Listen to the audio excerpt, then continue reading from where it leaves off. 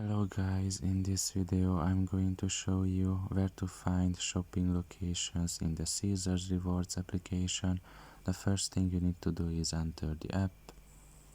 After you are done with that and you are in the home page, you should look down below and in the middle you will find the do and see section. Press on it and you can see that we are right now in the dining section up there, and if you swipe to the right side a little bit you will be able to find the shopping section. You can just press on it and here you will find shopping locations. In this case there is only two. You can press on one of these and you can see a short description about it, find it in the map. You can also call the venue if you want to. So pretty much this is all about it. I hope this video was helpful to you. Thank you for listening and see you next time. Bye bye.